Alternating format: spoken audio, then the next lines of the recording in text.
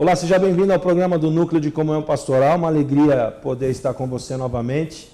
E hoje eu estou com um palestrante internacional, um pastor que talvez você conheça, com certeza você conhece.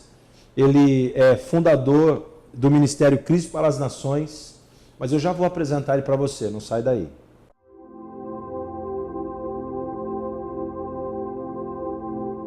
Ok, então, estava falando com você de Gary Haynes. Gary, seja bem-vindo, uma alegria ter você conosco. É um privilégio estar contigo, Flávio.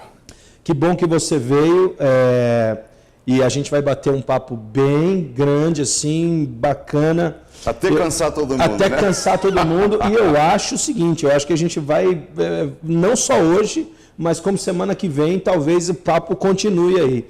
Gary, muito legal estar aqui com você, porque eu conheço bastante a sua história. Eu queria que você contasse, um pouquinho de quem é Gary Haynes.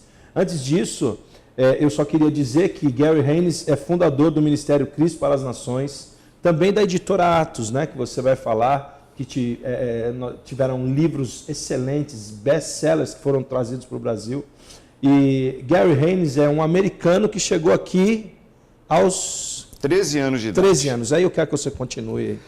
Pois é, eu cheguei no Brasil com 13 anos de idade com pais missionários. Meu pai era e é pastor, meu avô era pastor, ele faleceu há poucos meses atrás, faltando alguns meses para completar 100 anos de idade. A gente morava na Califórnia. Aí legal. Deus falou assim com meu pai para largar tudo e ir para a selva amazônica como missionário. Uau! E como meu pai é um homem de Deus e quer agradar ao Senhor, ele aceitou o desafio. Mas com 13 anos de idade, eu posso te falar, Flávio, que não é fácil para um menino adaptar a uma nova cultura, porque é uma fase que você já está começando, né, aquela adolescência virando homem, e chegar num outro país, assim, onde nós ficamos com uma queda de renda, né, salário de 80% a menos. Uau. Vamos supor que se era 10 mil reais, caiu para 2, coisa assim. E meu pai começou um trabalho com ribeirinhos e igrejas ali na cidade de Manaus. E eu comecei a ter uma rejeição, comecei a ter dificuldade, e meu pai tinha falado assim, se qualquer filho meu não gostar de morar no Brasil, com 16 anos de idade você pode ir embora, morar com os avós na Califórnia e tocar a tua vida. E eu estava contando os dias, faltava 2 anos e pouquinho, eu falei, eu vou embora, não quero isso. Uhum. Mas aí algumas coisas começaram a acontecer. Comecei a aprender mais português, que facilitava, por mais que todo mundo ria da minha cara com tudo que eu falava, né? Eu ia no barzinho do outro lado da rua pedir uma Coca-Cola, aí eu querer Coca, né? Eles riam e tudo era, eu era uma piada ambulante, né? Tentando aprender o português, e é uma língua difícil. Muitas conjugações de verbo, masculino e feminino, tem que ser alinhado, e depois tem as exceções, tipo a tribo e assim em diante. Então, assim, a coisa é difícil. E todo mundo acha que inglês é difícil, mas português é bastante difícil, viu? Agora, assim, eu comecei a rejeitar, comecei a ter dificuldade com aquilo, mas o Espírito Santo começou a trabalhar na minha vida. Eu viajava com meu pai para o interior do Amazonas, quando ele ia de barco, e ele ministrava para os adultos, eu ministrava para as crianças. Uhum. Mas eu estava em rejeição a também um chamado de Deus na minha vida. Deus estava me dizendo, estou te chamando para pregar o Evangelho, e eu dizia, não quero, porque eu achava e entendia que tem renúncia, né, do teu ego, dos teus desejos, você trabalhar para Deus assim, né? Na realidade, a gente acha que essa renúncia é só para pastor, mas de fato é para todo mundo que vira discípulo de Jesus, que é convertido ao Evangelho, né? Nós somos chamados a dizer, não o que eu quero, mas o que o Senhor quer. Todo mundo tem medo disso. Talvez você está assistindo e falando, poxa, mas isso, né, quem quer renunciar, entregar? Eu te falo que quando você faz isso, é que você descobre a vida mais maravilhosa, mais cheia de alegria e felicidade que você poderia imaginar. Então, compensa. Só que a gente luta um pouco com isso no início. Uhum. E um dia eu estava num acampamento na selva amazônica, com essa luta interior, não querendo pregar o Evangelho ainda, tentando adaptar ao Amazonas. E um jovem amazonense começou a me chamar por nome. Começou a falar assim, Gary... aí eu ouvi de longe, eu cheguei perto e ele no inglês perfeito estava dizendo assim, Gary, eu sou o Senhor teu Deus quem está te falando e você está fugindo de mim e fugindo do meu chamado na tua vida para pregar o Evangelho. Se você parar de correr e parar de fugir, eu vou te levantar e te usar com milagres, maravilhas para tocar muita gente, multidões, e eu serei seu amigo. E aquilo me impactou muito, né? Assim, Uau. Deus falando comigo. E de vez em quando, no inglês, o rapaz repetia, é o Senhor Deus falando, me escuta. Olha É o Senhor Deus te falando. E... Isso um ribeirinho. Oi? Isso um ribeirinho. Um ribeirinho que, depois dele terminar, eu descobri que ele não falava inglês. E Isso é Deus, tremendo. Eu tentei falar com ele no inglês depois, ele ficou meio confuso. Comecei a falar em português e eu falei, você acabou de profetizar para mim em inglês, como é que você aprendeu inglês assim? Ele falou, eu não falo inglês, eu estava falando em línguas. Uau. E foi muito forte aquilo. Aí, depois daquele dia, eu disse, Deus está me chamando, eu não vou fugir. Porém, eu achava que eu podia esperar 35, 40 anos de idade para começar a trabalhar para Deus. E passou pouco tempo, e o Espírito Santo começou a me impulsionar a pregar. Aí mudamos para Minas Gerais, eu virei mineiro, uai. E assim, minha história tem muitos capítulos interessantes, mas assim, encurtando, eu comecei a pregar, Deus começou a agir, começou a ser uns tempos assim de grande poder de Deus, a partir dos meus 15 nas ruas, depois 16 anos de idade nas igrejas. Depois Deus falou para eu ir para campo missionário, comecei a viajar e estive em dezenas de países pregando. E tem sido assim uma aventura com Deus de verdade, né? Assim, ter aceito o desafio do Senhor. Há uns 21 anos atrás, nós começamos um novo projeto, porque eu falei assim, eu não quero só fazer o que eu posso para o Senhor, eu quero reinvestir em outras pessoas. Então, nisso, fundei um seminário interdenominacional, evangélico e ministerial, foco em treinar a pessoa para o ministério. Sabe, pastor Flávio, acho que a gente tem que ser claro com nossos propósitos. Verdade. Por exemplo, um curso de teologia numa faculdade é uma coisa boa, eu não sou contra de forma nenhuma. Mas eu entendi que o que nós estávamos fazendo com esse seminário era treinamento ministerial. Então, era um ângulo um pouco diferente. E investimos ali, fundamos o seminário e hoje já estudaram com a gente mais de 5 mil pessoas, estão como missionários em mais de 20 países, já abriram muitas centenas de igrejas. Fale algum aluno aí, eu conheço um pouco da história, fale algum aluno teu que hoje é bem conhecido aí por aí da mídia, que passou pelo seu seminário de capacitação ministerial lá. Bem conhecido na mídia... Nós temos o pastor Daniel Sampaio, em Belo Horizonte, que tem igreja com milhares de membros e é conhecido ali a nível regional. Quem liderou e trabalhou com a gente na área de louvor no iniciozinho é um rapaz chamado Judson Oliveira, que é bem conhecido na área de louvor e adoração. Um rapaz que trabalhou lá também, formou com a gente, converteu com a gente, depois estudou no seminário, Gerson Freire, que também, junto com Judson, ficou muito conhecido com algumas canções, né, a nível nacional.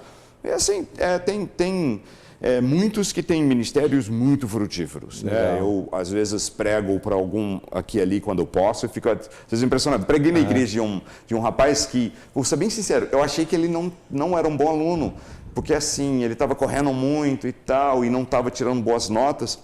E foi engraçado que ele formou, e passou um tempo e eu não tinha visto ele, me ligou. Falou, pastor Gary, eu estou pastoreando uma igreja que eu fundei. Eu falei, uau! Tipo, nossa, eu não sabia que tinha pego mesmo em você assim o curso, né? Ele falou, e eu estou completando 1 ano na igreja, quero que você venha pregar para mim o aniversário. Eu falei, joia! E, sinceramente, eu achei que seria um bequinho ali, né? Uma lojinha pequena com 20 pessoas, aquela coisa. E quando eu cheguei no local, o endereço dado, era um galpãozão com a frente todo reformado, bonito. Entrei com centenas de pessoas lá dentro e fiquei impressionado. Uma banda de louvor top lá na frente. É uma das coisas que a gente ensina no Cristo para as Nações. Temos um foco em Ministério de Louvor e Adoração também. Fora missões, ministério pastoral. E entrei lá e estava centenas de pessoas, banda e tal. E antes de eu pregar, ele me pegou assim e falou, isso é pastor Gary. Tudo que eu sei eu aprendi com ele, e ele é meu pastor e tal. E eu estou olhando para ele tipo, uau, eu nem sabia, né? E ele está indo bem, né? Eu vi ele há pouco tempo atrás. Ô Gary, é muito interessante quando você vê o fruto do seu trabalho, né? E fica satisfeito. Eu sei que vários líderes aí, você foi econômico em dizer o nome de alguns, mas eu sei que vários líderes passaram por essa capacitação ministerial. E a questão da teologia, ela é muito interessante quando a pessoa passa por uma capacitação ministerial e depois ela quer se aprofundar num estudo um pouco mais detalhado, enfim. Mas a capacitação ministerial ela é muito importante, né? Porque você Demais. descobre e trabalha e faz a lapidação do camarada que foi chamado chamado por Deus, né? A capacitação, então, seria um aprimoramento do chamado. Sim, eu concordo contigo em gênero e grau, Flávio. O que acontece? Hoje nós temos no meio evangélico, às vezes, não preocupação suficiente em preparar a liderança. E nós estamos pagando por isso em muitos casos hoje. Verdade. Casos em que, às vezes, a pessoa não estava preparada, era neófito e acabou fazendo bobagem. Ou, assim, até na melhor das hipóteses, às vezes a pessoa não se prepara, não é bem discipulado e treinado no ministério, e ele vai levando, mas fica tipo faltando algo. Então, tanto que nosso seminário no curso, nós temos turno de manhã e de noite, o turno de manhã é cheio de pastores, dizendo assim, eu estou no ministério, mas eu queria aprender mais. Então, eles fazem lá o bacharelado, estudam toda manhã. Mas assim, seminário não é a única forma de capacitar para o ministério, é uma boa estratégia, mas eu vejo que assim, Jesus se preocupou e gastou 3 anos e meio em treinamento intensivo com seus discípulos. Treinamento ministerial, né? Muito forte. Ele ensinou, trabalhou com eles, tratou o caráter e preparou os caras para depois estarem no ministério. E parece que hoje a gente, assim, do nada, alguém que nem estudou muita palavra, ninguém discipulou, ninguém mentoreou, é pastor agora e tal. Então nós precisamos voltar a esse valor de investir na pessoa e preparar antes de colocar, né, na frente. É verdade. Você vai falar um pouquinho do seu seminário, acho que ainda dá tempo nesse bloco, eu queria que você falasse um pouco desse seminário de formação. A gente vai passar na sua tela, aí vão passar as informações, mas Gary, fala um pouquinho do seu seminário, o que você está fazendo nessa área hoje, até para quem tem interesse e está buscando isso. É uma boa pergunta. Assim, nosso seminário, a sede é em BH, Belo Horizonte, né, capital dos mineiros, dos quais eu sou também mineiro, Uai. Que eu naturalizei brasileiro há alguns anos atrás e fui lá em BH, então né, sou mineiro. Mas o seminário é muito bacana porque é muito dinâmico. Eu vi que às vezes, se você não tomar cuidado, seminário, eles brincam e falam que é cemitério.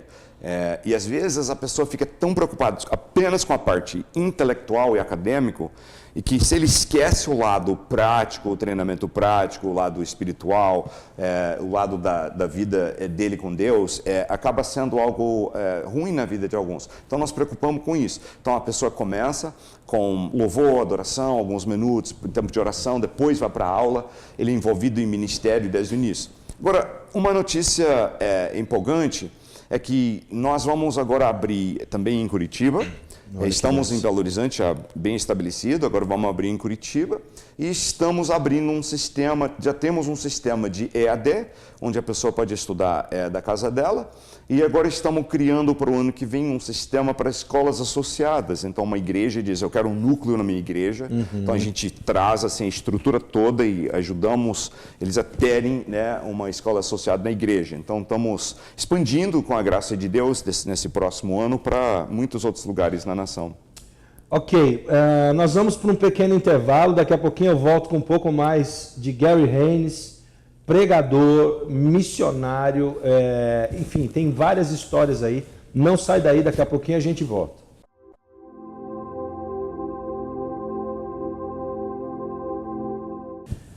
Estamos de volta com o programa do Núcleo de Comunhão Pastoral, estou recebendo um amigo, pastor Gary Haynes, um americano mineiro, ele se naturalizou brasileiro em Minas Gerais. Um grande abraço aí para o pessoal de Minas que está assistindo pela internet e tem alguns que pegam também aí a nossa rede educativa, ela vai a cabo para um monte de lugar. Que bacana. Antes de voltar com o Gary, eu quero convidar você, pastor, que está em Curitiba ou região metropolitana, para participar dos nossos cafés de comunhão, toda a última sexta-feira de cada mês. Nós temos um café, uma reunião muito gostosa, com uma palavra de edificação.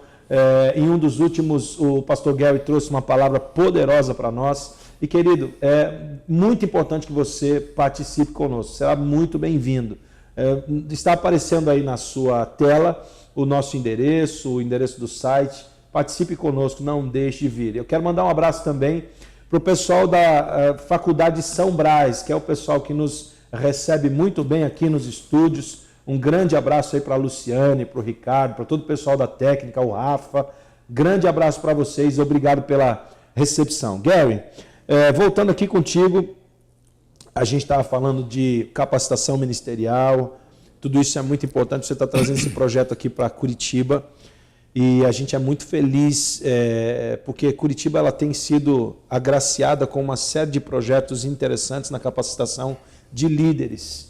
E é fundamental hoje preparar uma nova geração de líderes, como você falou.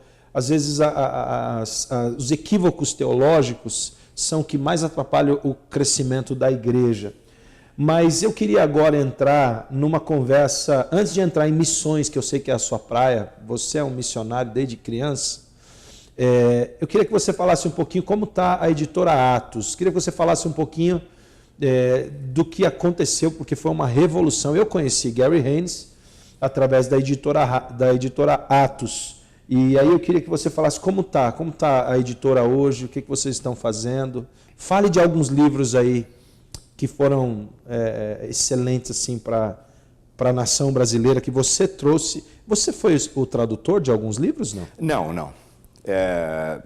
Leva muito tempo, né? Então, mas temos uma equipe que faz. Mas assim, só uma última palavra sobre capacitação ministerial, claro. Rapidinho. Seguinte, quando tem a lista no Novo Testamento dos requisitos para ser um ancião, presbítero, né, e outro lugar chama bispo, ali você vai ver várias questões que têm a ver com comportamento e caráter. Verdade. E tem apenas um caso ali que fala sobre a questão vocacional. E é um requisito para todos, porque a gente entende, um tem ministério para apóstolo, profeta, evangelista, pastor, mestre, não sei o quê, cada um na sua área. Beleza. Porém, existe um requisito vocacional para todos, é um requisito geral para todo mundo, que seria o que a gente chama de pastor consagrado, ministro consagrado, que é apto a ensinar.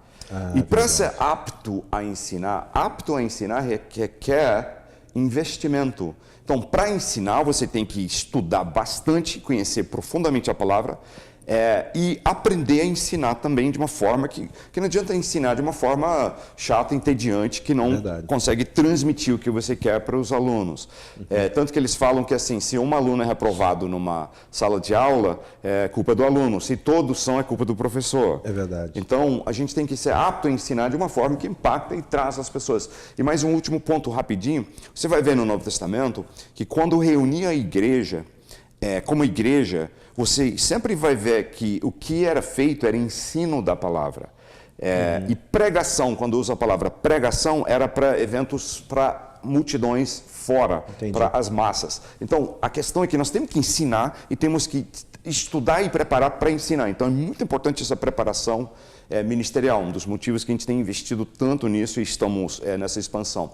Mas, assim, editora de livros é uma outra linha que segue isso também. Que se nós vamos ajudar as pessoas a conhecerem a palavra e crescer nas coisas de Deus, a literatura é uma forma profunda para isso. Então, eu comecei a editora. Na realidade, foi meio engraçado, que eu tinha amizade com a diretoria de uma editora e eu só queria ver alguns livros que eu falasse assim, esse livro é uma bênção, vai impactar vidas. Eu queria ver publicado. Então eu ia nessa editora e falava, escuta, esse livro é muito bom e tal, vocês precisavam publicar. Aí eles, não, se a gente examinar esse livro, vai ficar 2 anos sendo examinado e depois mais 2 anos para publicar e nós vamos ter que ver e não sei o quê. Eu fui embora muito desanimado, porque eram gente que eu tinha amizade ainda. Eu falei, não. Tem que ter um jeito mais fácil e rápido da gente colocar bons livros por aí para as pessoas lerem. Então, nisso eu falei, bora começar uma editora. E eu não sabia do quanto trabalho seria e desafio, porque eu vejo um monte... hoje em dia está meio em voga, o Ministério abre uma editora, não é fácil. Não é fácil você estruturar, montar, mas hoje, por exemplo, nós temos uma estrutura que os livros entram em supermercados, entram em livrarias seculares, evangélicos, na nação inteira, com a graça de Deus, e até temos uma boa penetração em Angola, Portugal, com os livros e tudo assim. Mas assim, começamos. Início, o primeiro livro que a gente fez encalhou, literalmente. E falei, vamos aprender o que a gente fez errado e vamos tentar de novo. Aí tentamos e o segundo livro encalhou de novo. Eu falei, Era um vamos teste, aprender. era um Sim. teste. Mas é aprendizado. Eu falei, vamos aprender.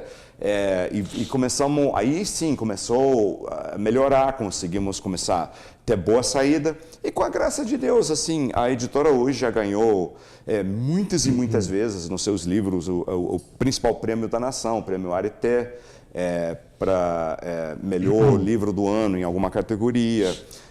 Já tivemos a saída de muitos e muitos milhões de cópias de livros e bíblias. E assim, eu também, como autor, comecei a trabalhar. Meu primeiro livro, escrevi, não saiu muito bem. Falei, deixa eu aprender. Aí o segundo melhorou. Aí eu consegui acertar assim, o caminho da coisa quando eu escrevi um livro chamado O Poder da Língua. Poder da Língua. Que já foi lido por mais de 1 milhão e tantas pessoas e tem tido uma boa aceitação. Hoje eu estou escrevendo um novo, que acho que vai ser muito forte, chama O Discípulo de Verdade. Jesus disse em João 8,31, parafraseando, né, que meu discípulo de verdade permanece na minha palavra. E ele dá critérios assim, tipo João 13, 34, 35, fala assim, um novo mandamento vos dou, que ameis uns aos outros como eu vos amei, assim saberão que são meus discípulos. Assim saberão que são meus discípulos. Então Jesus fica colocando que tem critérios para ser discípulo dele, e nem todos que acham que são. E essa temática se repete bastante no Novo Testamento, e a gente não presta tanta atenção nisso. E esse livro vai ser bem forte, então tá a caminho daqui a pouco. Já estou até ministrando alguns seminários curtos em cima do tópico, porque é bem impactante. Mas assim, a gente conseguiu começar um trabalho depois que pegamos embalo, de lançar alguns autores na nação. Eu vi assim, que tinha muita editora procurando um autor ou outro, tipo um Charles Swindoll, que é um homem de Deus, muito bacana. Então todo mundo estava publicando ele. Aí saiu Max Lucado e mais alguns. Então eu falei, tá, eles estão com um bom trabalho sendo feito. Deixa eu ajudar a criar uma plataforma para quem não tem esse trabalho no Brasil, alguém de fora, como também levantar o autor nacional. Então a gente começou a falar, deixa eu pegar quem ninguém conhece no Brasil e vamos trabalhar. Aí um desses casos foi John Bevere. Ele escreveu o livro A Isca de Satanás, Temor do Senhor. Era esse que eu ia comentar. Então, foi um case desse. Ele até me procurou, falou, escuta, me ajuda a entrar no Brasil. Eu falei, beleza. Aí publicamos um livro dele, mais um, trouxemos ele ao Brasil.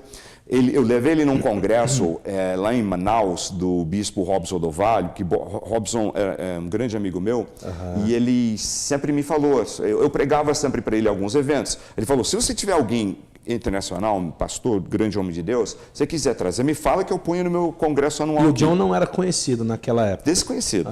Desconhecido no Brasil. Aí eu falei, não... Tem vídeo desse seminário, dessa conferência tem, né? no YouTube? Eu não sabia, porque um negócio muito forte aconteceu. Tem. Porque a primeira vez dele no Brasil, eu que dei minha palavra que ele era homem de Deus, porque ninguém conhecia ele, né? E nem o bispo Robson. E eu falei, põe ele no evento. Eu era o tradutor, né, o intérprete dele da noite. E foi engraçado porque ele foi para o púlpito e, em vez de alguns milhares de pessoas no congresso em Brasília, em vez dele, como normal, você fala, oi, é prazer estar no Brasil, estou aqui pela primeira vez, alguma coisa assim, ele chegou no púlpito e ficou assim, ó, como é que vocês ousam se comportar desse jeito? Com falta de respeito, falta de... temor do Senhor e falta de sensibilidade ao mover do Espírito. Parece que só falta vender pipoca aqui dentro. Aí ele começou a xingar. E eu assim, como intérprete, mas mais do que intérprete, eu era também quem trouxe esse homem. Então eu pensei assim, esse negócio vai dar errado. E me deu uma tentação de mudar o que ele falou, né? Tipo, ele falou, como é que vocês ousam agir assim, não sei o quê. Eu fiquei com vontade de falar assim, mas o Brasil é um lugar muito bonito, né? E ele não ia saber, né? Porque não fala português. Mas eu tive a integridade de traduzir. E ele continuou assim 2 horas, arrancando o couro de todo mundo. Vá, vá, vá. E no final ele falou, quem quer arrepender do pecado de arrogância espiritual, vem aqui na frente agora. E encheu a frente, todo mundo começou a chorar. A Ludmilla Ferber, que era da banda de louvor, era bem desconhecida ainda na época, ela veio e falou, pastor Guerra e tal, eu acabei de ver anjos aqui em cima e Deus está agindo. Aí uma coisa aconteceu que foi incrível. Todos nós que estávamos ali somos testemunhos disso. Passou um vento forte do Espírito Santo naquele lugar. Todo mundo ouviu um assim e continuou durante vários minutos. Não podia ser nada natural, nem avião passando voo baixo, sistema de som não, né? Nem tinha como fazer aquele barulho. E todos nós sentimos um varrer de um vento do Espírito Santo naquele lugar aquela noite. O Gary, você está falando de uma coisa muito interessante que, bom, eu sou um leitor assíduo de John Bevere, né? E agradeço muito a Deus por você ter nos apresentado ele. Mas ele comenta sobre essa situação, inclusive, no seu livro, se não me falha a memória, A Recompensa da Honra, ou No Temor do Senhor. No Temor do Senhor, ele fala. No Temor do Senhor, exatamente. Inclusive, ele escreveu o livro O Temor do Senhor justamente por conta dessa experiência em Brasília. É verdade. Onde ele conta que ele via o Espírito Santo falando com ele, eu não estou aqui, porque não tem temor, falta temor nesse povo. E ele conta até, e bem isso que você falou, o povo andando, levantando e sai e entra. E você era o tradutor, eu não sabia disso, cara. Que coisa interessante. E A Isca de Satanás saiu pela editora Atos, Sim, pela editora Atos, e foi um best-seller. Best-seller e vários outros livros nós publicamos dele. Depois nós ajudamos a lançar no Brasil o Tommy Tenney. E foi engraçado, a gente publicou vários livros dele, eu fiz amizade com ele, entrevistei ele no meu programa de TV quando estava na Rede TV e tal, mas foi uma vez que ele estava vindo ao Brasil, alguma coisa aconteceu, não sei se ele passou mal, teve um problema documental, eu acho, e não conseguiu entrar. E aí estava um evento enorme preparado para ele pregar, e o líder do evento, meia-noite, me ligou, e o primeiro culto seria amanhã seguinte. 00:30 ele me ligou, tinha meu celular, ele falou, escuta, o Tommy Tenney estava vindo aqui pregar para a gente, eu não estava envolvido nessa, não ia traduzir nem nada, então na realidade eu nem tinha lembrado. Segura um pouco então, queridos, eu vou ter que gravar outro programa com esse homem, porque a gente tem muita história, então, Gary, você vai dar tchau hoje, nesse sábado, e na outra semana ele continua a história do Tommy Tenney, que é fantástico, e você já vai deixar agendado para assistir o programa. Gary, hoje eu não tenho mais tempo, mas vai ser muito legal deixar essa pulga na orelha do pessoal. Gary, muito obrigado, e semana que vem nós estamos aí continuando essa conversa. Se Deus quiser, é um prazer estar contigo. Deus te abençoe, semana que vem nós estamos de volta com essa mesma conversa aqui, falando de histórias de Gary Haynes. Bom final de semana, Deus te abençoe, ótimo domingo para você.